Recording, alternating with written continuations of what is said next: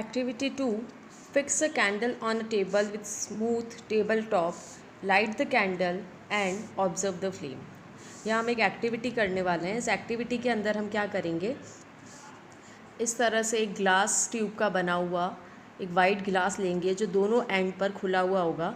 इसके अंदर हम एक कैंडल को प्लेस कर देंगे और उसको ऑब्ज़र्व करेंगे कि वो किस तरह से बर्न हो रही है। कुछ देर बाद हम उसके टॉप के ऊपर एक प्लेट रख देंगे। फिर जब हम कैंडल को ऑब्ज़र्व करेंगे तो हम ये नोटिस करेंगे कि जो कैंडल है उसका फ्लेम धीरे हो जाता है और धीरे होते होते एक टाइम ऐसा आएगा कि वो बिल्कुल बुझ जाएगी। तो ये जो फ्लेम है वो धीरे इसलिए हुआ क्योंकि ऑक्सीजन की जो सप्लाई थी, कैंडल को बर्न होने के लिए जो ऑक्सीजन की सप्लाई थी वो कम हो गई। और जब ये पूरी तरह से बंद हो जाती है, इसका मतलब जो एयर में से ऑक्सीजन इसको रिक्वायर्ड थी बर्न होने के लिए वो इनसफिशेंट थी, इसीलिए कैंडल जो है वो ऑफ हो जाती है। तो इस एक्टिविटी से हमें क्या पता चलता है कि कंबशन के लिए एयर जो है वो बहुत ज़्यादा नेसेसरी है। यहाँ पर जब तक इसके अंदर ये थोड़ी देर जलेगा, थोड़ी देर जला इसका मतलब यहाँ जो इसके अंदर जो एयर थी वो इसने यूज़ करी, तब तक वो जला, और जैसे ही एयर ख़त्म हो गई, एयर के अंदर जो ऑक्सीजन थी वो ख़त्म हो गई, तो ये बुझ जाएगी। इससे हमें ये भी पता चलता है कि एयर जो है, हमारे आसपास की जो एयर है उसके अंदर 21% ऑक्सीजन है, और ऑक्सीजन जो गैस है वो कंबशन को सपोर्ट करती है। हमारी एयर के अंदर 78% नाइट्रोजन है और 1% नोबल गैसेस है। ये जो नाइट्रोजन और नोबल गैसेस है ये कंबशन को सपोर्ट नहीं करती है, लेकिन जो नाइट्रोजन, हमारी जो कंबशन की रेट है उसको नाइट्रोजन एवरेज बना देती है। प्योर ऑक्सीजन जो होती है वो 5 टाइम्स फास्ट जलती है as compared to air. Supporter of combustion, a substance which helps in the combustion of a combustible material is called supporter of combustion. Combustion का सपोर्टर किसको बोलेंगे? जैसे कि ऑक्सीजन, ऑक्सीजन कंबशन को होने में हेल्प करती है, इसलिए उसको हम बोलेंगे supporter of combustion. In many homes specially in the villages, चूल्हा, सिगरी, अंगीठी, kerosene wick stove and kerosene pressure stove are use for the combustion of fuels to cook food. घरों में, स्पेशली गांव में, चूल्हा, सिगड़ी, कैरोसिन वाला स्टोव, ये सारी चीज़ें यूज़ करी जाती है खाना बनाने के लिए। In all these equipments of combustion of fuel provision is made for supplying the supporter of combustion. ये जो सारे चूल्हा, सिगड़ी या कैरोसिन वाला जो स्टोव है, इन सब में इस तरह का प्रोविज़न होता है, इस तरह का सिस्टम होता है जिससे कि उसके अंदर रेगुलर ऑक्सीजन की सप्लाई होती रहे। जब तक उसको supporter of combustion oxygen gas या एयर नहीं मिलेगी तब तक वो अच्छे से बर्न नहीं हो पाएगा। Combustion can take place in the absence of air. Combustion जो है वो एयर की एब्सेंस में भी हो सकता है। For example, sodium Burns in the atmosphere of chlorine. जैसे सोडियम जो सब्सटेंस है वो क्लोरीन की प्रेजेंस में भी बर्न हो जाता है। Sodium and potassium burn in water. Sodium और पोटेशियम वाटर में भी, पानी के अंदर भी बर्न हो जाते हैं। In fact combustion is an oxidation process in which chlorine, fluorine, bromine, sulphur et cetera would be the oxidising agent. तो इसके अंदर हमें ये पता चलता है कि कंबशन जो है वो ऑक्सीडेशन का प्रोसेस है। ऑक्सीडेशन प्रोसेस मतलब एडिशन ऑफ ऑक्सीजन, जिसके अंदर क्लोरीन, फ्लोरीन, ब्रोमीन, सल्फर, ये जो चीज़ें हैं वो ऑक्सीडाइजिंग एजेंट के रूप में वर्क करती है। Similarly, combustion is in case of fire crackers and all kinds of explosive takes place in the absence of air. अगर हम फायर क्रैकर, जो पटाखे हम फोड़ते हैं दिवाली पे, या फिर जो भी एक्सप्लोजिव है, बम वगैरह होते हैं, उनके अंदर जो कंबशन होता है वो एयर की एब्सेंस में ही होता है। However, there is internal supply of oxygen due to the decomposition of oxidizing agent such as potassium chlorate, potassium nitrate, etc. इसके अंदर हम एयर की तो एब्सेंस में ये बर्न हो रहे हैं, लेकिन इसके अंदर इंटरनली ऑक्सीजन सप्लाई करी जाती है। इसके अंदर जो भी मटेरियल फील करा गया है, जैसे कि पोटेशियम क्लोरेट या पोटेशियम नाइट्रेट, जब इनका ब्रेकडाउन होता है, इनका डीकम्पोजिशन होता है, तो ऑक्सीजन गैस रिलीज़ होती है जो इन फायर क्रैकर्स और एक्सप्लोजिव को कंबशन होने में मदद करती है। Examples to prove that supporter of combustion is necessary for the combustion of a material. अब हमें कुछ एग्जाम्पल दिए हुए हैं जहाँ पे ये बताया गया है कि किसी भी मटीरियल का कंबशन होने के लिए कंबशन के सपोर्टर का होना ज़रूरी है। When sand is poured over some burning material, the fire goes off. It is because the supply of air which supports the combustion is cut off. जब हम अगर कोई चीज़ बर्न हो रही है, कोई चीज़ जल रही है, तो उसके ऊपर अगर हम मिट्टी डाल दें, सैंड डाल दें, तो जो आग है वो बुझ जाती है। ऐसा क्यों होता है? क्योंकि मिट्टी डालने से उसको जो रेगुलर एयर की सप्लाई हो रही थी वो टूट जाती है, और जब एयर की सप्लाई कम हो जाएगी, एयर नहीं मिलेगी उसको, तो ऑक्सीजन नहीं मिलेगी, और ऑक्सीजन नहीं मिलेगी तो सब्सटेंस बर्न नहीं होगा। If the clothes of a person catches fire, he is immediately wrapped in a thick blanket. The blanket cut off the supply of air that is the supporter of combustion and hence the fire goes off. अगर किसी person के कपड़े आग पकड़ ले तो उसको immediately हम क्या करते हैं, एक मोटी कंबल जो होती है उससे उसको कवर कर लेते हैं, जैसे यहाँ पे ये डायग्राम में बताया हुआ है। तो ऐसे जब हम ब्लैंकेट से उसको कवर करते हैं तो क्या होता है कि ऑक्सीजन की जो सप्लाई है वो कट ऑफ हो जाती है, तो आग जो है वो बुझ जाएगी। Have you ever thought why petrol in a can does not catch fire on its own, और why LPG gas cylinder does not catch fire on its own. क्या आपने कभी सोचा है कि कभी हम किसी कैन में अगर पेट्रोल भर के रखते हैं तो वो खुद ब खुद आग क्यों नहीं पकड़ लेता, या फिर LPG गैस सिलेंडर जो है वो खुद ब खुद आग नहीं पकड़ देता या खुद ही जलना स्टार्ट नहीं हो जाता। Any combustible substance does not catch fire until it is heated to a certain minimum temperature। ऐसा क्यों होता है? क्योंकि जितने भी कंबस्टिबल मटीरियल्स हैं, कंबस्टिबल सब्सटेंसेस हैं, वो तब तक फायर कैच नहीं करते जब तक उनको एक मिनिमम टेम्परेचर जो ज़रूरत होती है जलने के लिए वो नहीं मिलता। तो जब हम उस सब्सटेंस को उस मिनिमम टेम्परेचर तक हीट कर लेंगे तो फिर ही वो फायर कैच करेगा और बर्न होना स्टार्ट होगा। Let us perform another activity to learn more about combustion. Activity 3 हमें गिवन है, इसके अंदर कंबशन के बारे में और भी डिटेल बता रखी है। इस एक्टिविटी के लिए हम 2 पेपर कप लेंगे। पेपर कप जो टी और कॉफ़ी के लिए हम जो डिस्पोजल यूज़ करते हैं वो होता है, उसको बोलेंगे, उसको वो लेंगे 2। एक के अंदर हम क्या करेंगे, आधा पानी भर देंगे और दूसरे को खाली रखेंगे। फिर हम कैंडल के फ्लेम के ऊपर इन दोनों को रखेंगे कुछ देर। तो हम क्या देखेंगे कि जो एम्प्टी कप था जिसके अंदर हमने वाटर नहीं भरा था वो फायर कैच कर लेगा, जबकि वो कप जिसके अंदर हमने वाटर ऐड किया था वो फायर कैच करने में ज़्यादा टाइम लगाएगा, इतनी जल्दी आग नहीं पकड़ेगा। ऐसा क्यों होता है? जबकि दोनों ही जो कप है वो पेपर के बने हुए हैं। इन case of empty paper cup the temperature of paper rises sharply till a stage comes when it catches fire. Empty cup जो है, खाली कप है, उसका जो टेम्परेचर है वो बहुत जल्दी इंक्रीज़ हो जाता है। तब तक वो इंक्रीज़ होता रहता है जब तक कि पेपर जो है, पेपर कप, वो फायर कैच नहीं कर ले। In case of paper cup with water, the temperature does not rise as water absorbs heat।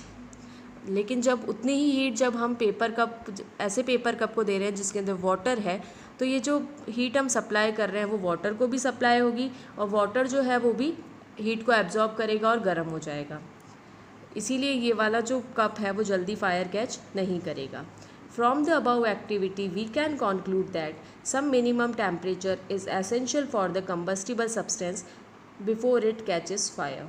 तो इस एक्टिविटी से हमें ये पता चलता है कि कोई भी कंबस्टिबल सब्सटेंस फायर कैच करने के लिए एक मिनिमम टेम्परेचर पर होना ज़रूरी है।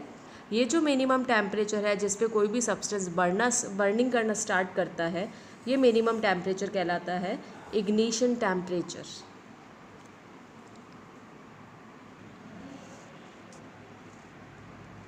नेक्स्ट पेज पर हमें इग्निशन टेम्परेचर की डेफिनेशन गिवन है, इसको अंडरलाइन करना है। The minimum temperature to which a combustible substance must be heated before it catches fire is called ignition temperature और किंडलिंग टेम्परेचर। इग्निशन टेम्परेचर को किंडलिंग टेम्परेचर भी बोलते हैं। जब तक ये टेम्परेचर नहीं हो जाता किसी कंबस्टिबल सब्सटेंस का, तब तक वो फायर कैच नहीं करता। Example, ignition temperature of phosphorus is 35 degrees Celsius, so unless the phosphorus is heated to 35 degrees Celsius it will not catch fire। जो फॉस्फोरस केमिकल है उसका इग्निशन टेम्परेचर 35 डिग्री सेल्सियस है। अगर हम फॉस्फोरस को heat कर रहे हैं तो वो तब तक आग नहीं पकड़ेगा, तब तक फायर नहीं कैच करेगा जब तक उसका टेम्परेचर 35 डिग्री सेल्सियस ना हो जाए। However, if temperature of air is 35 degree Celsius or more, phosphorus will catch fire without heating. अगर मान लो हमारे जो एयर का टेम्परेचर है वो 35 डिग्री सेल्सियस या उससे ज़्यादा हो जाए तो फॉस्फोरस बिना हीटिंग करे ही आग पकड़ लेगा। A match stick can light up alcohol, benzene, ether, paper and LPG. अगर कोई मैच स्टिक माचिस की तिल्ली से हम alcohol, benzene, ether, paper, LPG इनको आराम से जला सकते हैं। A log of wood can not light up by a match stick. लेकिन वहीं एक लकड़ी हो, बड़ी लकड़ी का गट्ठर हो, तो उसको हम मैच स्टिक की मदद से नहीं जला सकते डायरेक्टली। जिस तरह से हम पेपर और एलपीजी को जला सक रहे हैं वैसे लॉग ऑफ वुड को नहीं जला सकते।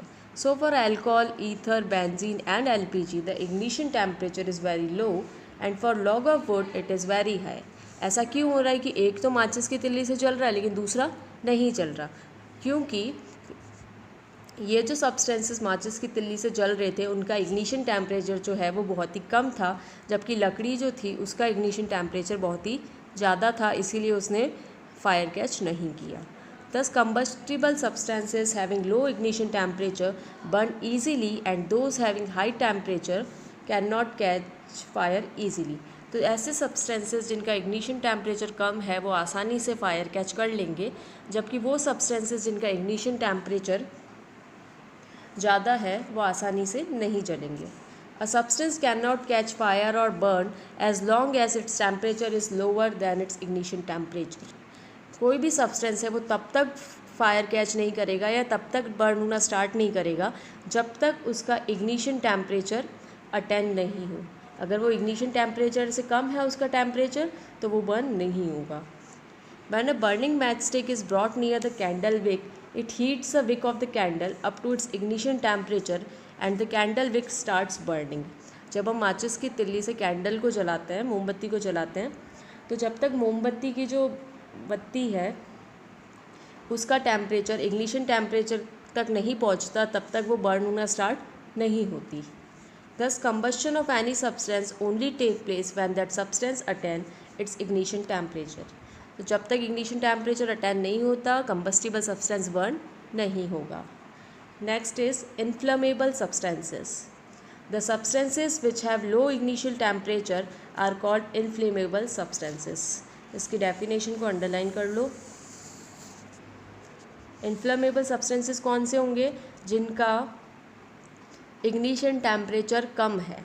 जनरली हम क्या मान के रखते हैं कि जिनका इग्निशन टेम्परेचर 100 डिग्री सेल्सियस से कम है वो सारे इन्फ्लेमेबल सब्सटेंसेस होंगे, जैसे alcohol, ether, carbon disulphide, benzene, petrol, LPG, synthetic fibre, ये सारे इन्फ्लेमेबल सब्सटेंसेस हैं।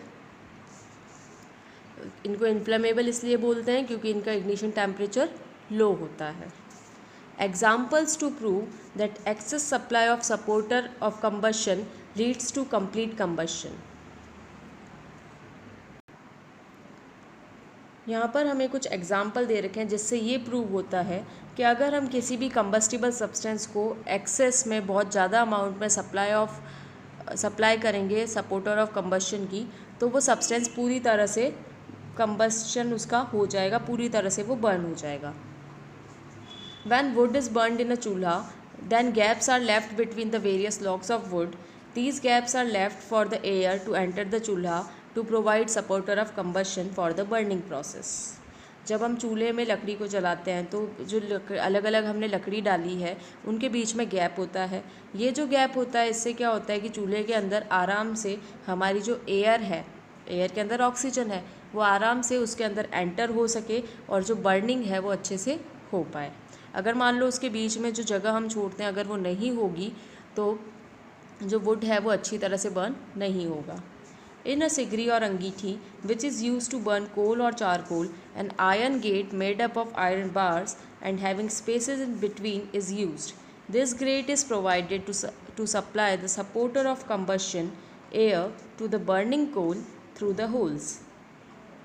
जो सिगरी या अंगीठी होती है जिसके अंदर हम कोल या चारकोल बर्न करते हैं, तो उसके आयरन ग्रेड्स होते हैं जिसके ऊपर आयरन बार्स लोहे के लंबे लंबे सरिये से लगे हुए होते हैं और उनके बीच में स्पेस होता है। अब ये जो स्पेस है ये इसलिए होता है ताकि उसको रेगुलर एयर की सप्लाई होती रहे और जो बर्निंग हो रही है कोल की वो आगे से आगे चलती रहे। अगर ये स्पेस नहीं होगा तो कोल जो हमने रखा है सिगरी अंगीठी के अंदर वो बर्न ईजीली नहीं हो पाएगा।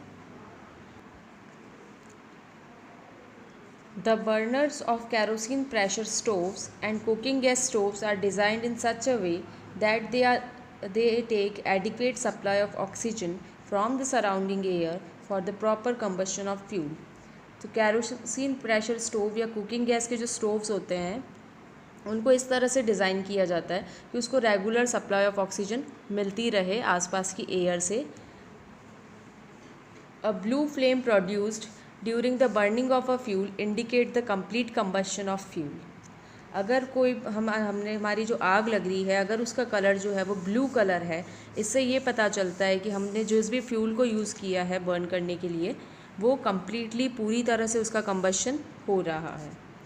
तो जब इस तरह से ब्लू फ्लेम के साथ अगर कोई फ्यूल बर्न हो रहा है तो वहाँ पर सफिशेंट ऑक्सीजन अवेलेबल होती है बर्निंग के लिए। Examples to prove that ignition temperature is necessary for combustion. अब हमें कुछ एग्जाम्पल्स दिए हुए हैं जिससे ये पता चलता है कि इग्निशन टेम्परेचर ज़रूरी है अगर हमें कम्बशन करना है तो। Flames of burning candle goes off when we blow over it strongly. अगर हम जली हुई कैंडल के ऊपर फूंक मारेंगे, एयर ब्लो करेंगे तो वो बुझ जाती है। It is because the air current lowers the temperature of the burning wax vapors below its ignition point.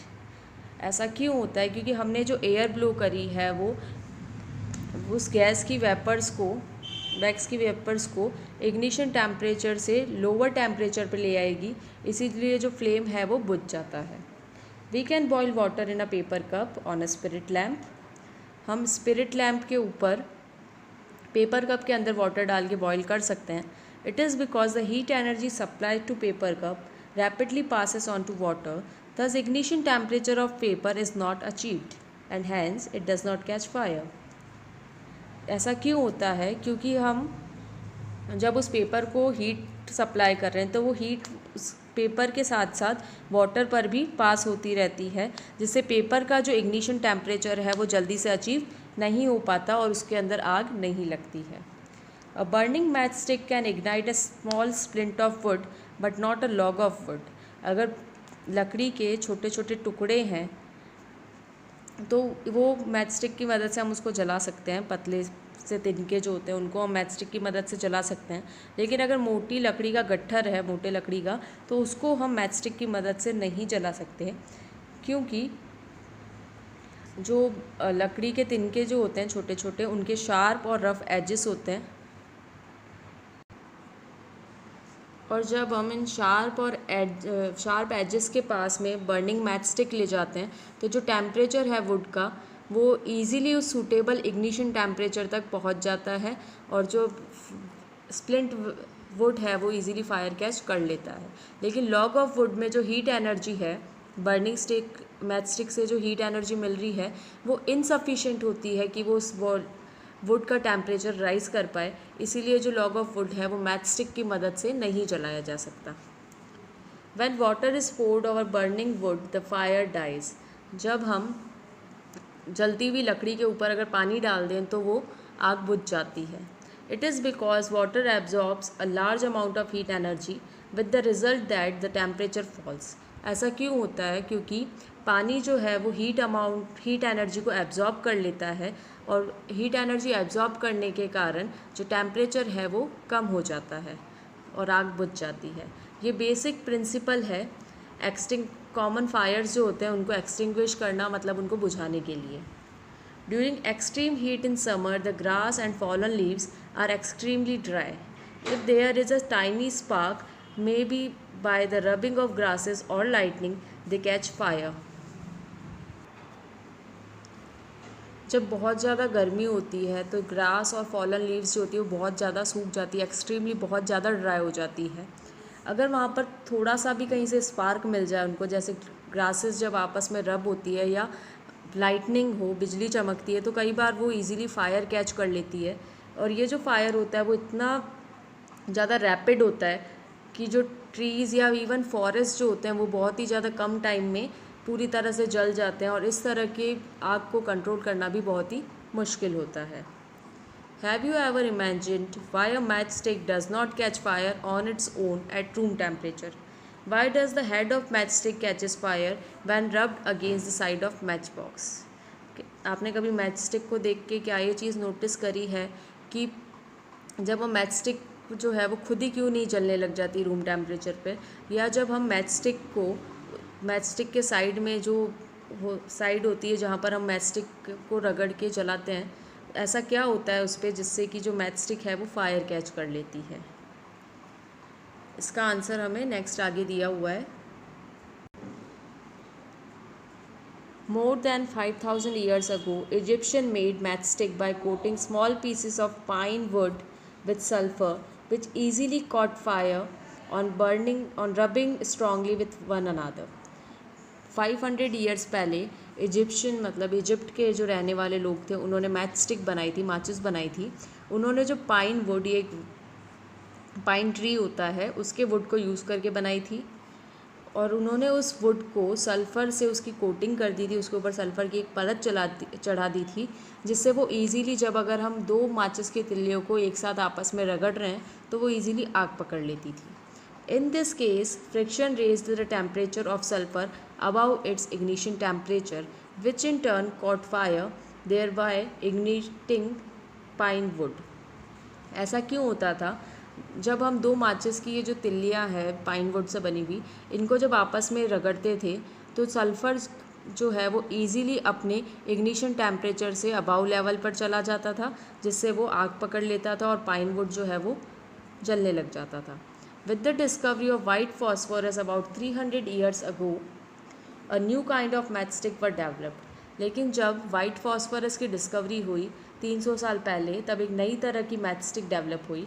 Matchstick of suitable size were prepared from soft wood and thoroughly dried. उसके लिए क्या करते थे, सबसे पहले हम सूटेबल साइज़ की soft would say suitable size की मैचस्टिक बनाते थे, उसको अच्छे से ड्राई कर देते थे, सुखा देते थे।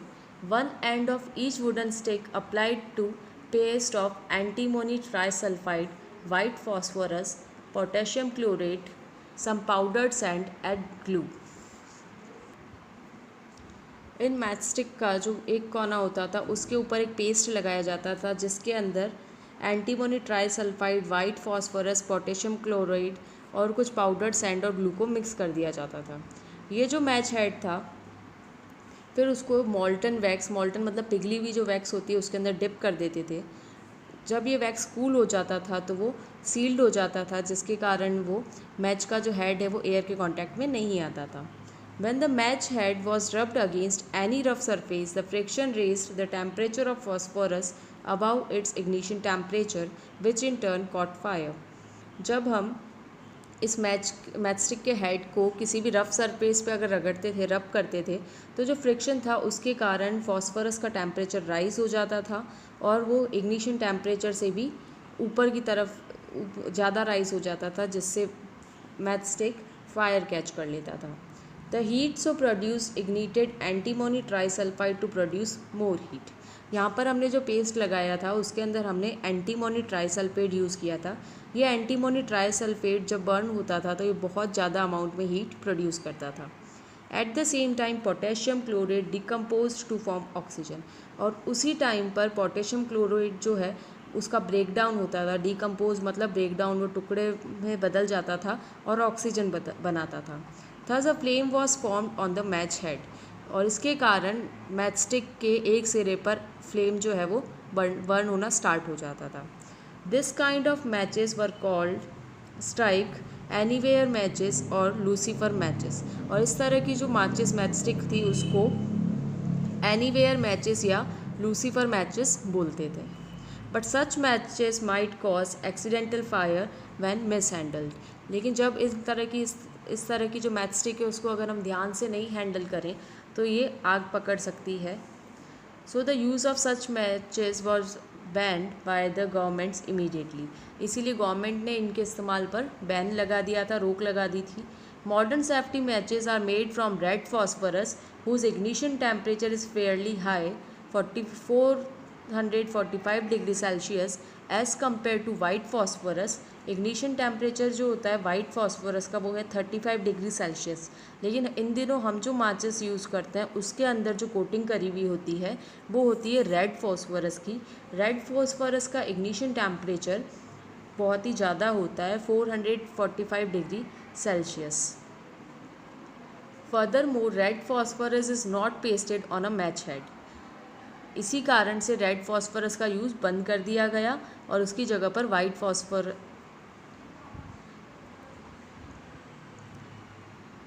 फॉस्फोरस नहीं यूज़ करते थे। These matches do not catch fire on rubbing against any surface. और ये जो मैच स्टिक बनाई जाती थी इसको अगर हम किसी भी सरफेस के ऊपर रब करेंगे तो वो फायर कैच नहीं करती थी। The match head of safety match consist of a paste of antimony trisulphide, potassium chlorate, powdered glass and glue. जो मैच हेड मतलब माचिस के डिब्बे के ऊपर जो वो हिस्सा होता है जिसके ऊपर रब करके हम माचिस को जलाते हैं उसके ऊपर एक पेस्ट लगा होता है। ये paste antimony trisulphide, potassium chlorate, powdered glass और ग्लू से मिलके बना हुआ होता है। The side of the match box is coated with a paste of red phosphorus, powdered sand and glue. तो पहले वाले में क्या हो रहा था, ये इससे मिलके बना हुआ था। अब जो साइड है वो बनी हुई होती है रेड फॉस्फोरस, पाउडर्ड सैंड और ग्लू से मिलकर। जब हम मैच हेड को रब करते हैं इसके अगेंस्ट, मैच बॉक्स के साइड में जो स्ट्रिप सी होती है उसके ऊपर जब रब करते हैं तो जो स्मॉल अमाउंट ऑफ फॉस्फोरस है वो हीट हो जाता है इग्निशन टेम्परेचर से भी ज़्यादा और एक छोटा सा स्पार्क प्रोड्यूस करता है। ये जो स्पार्क होता है ये एंटीमोनी ट्राइसल्फाइड को बर्न करने के लिए सफिशेंट है। पोटेशियम क्लोरेट जो है उसका डीकम्पोजिशन होना स्टार्ट हो जाता है जिससे उसको रेगुलर सप्लाई मिलती रहे ऑक्सीजन की, और जो मैच हेड है वो फ्लेम प्रोड्यूस करने लग जाता है। तो हमारी जो माचिस हम जो डेली लाइफ में यूज़ कर रहे हैं उसका जो हेड होता है वो हिस्सा, आगे वाला हिस्सा जहाँ पर वो कोटिंग करी हुई होती है वो antimony trisulphate, potassium chlorate, powder glass और ग्लू के मिक्सचर से एक पेस्ट बनाया जाता है उससे बना हुआ होता है। और जो साइड में जो स्ट्रिप होती है मैच स्टिक के बॉक्स पर उसके ऊपर रेड फॉस्फोरस, पाउडर्ड सैंड और ग्लू की कोटिंग करी हुई होती है।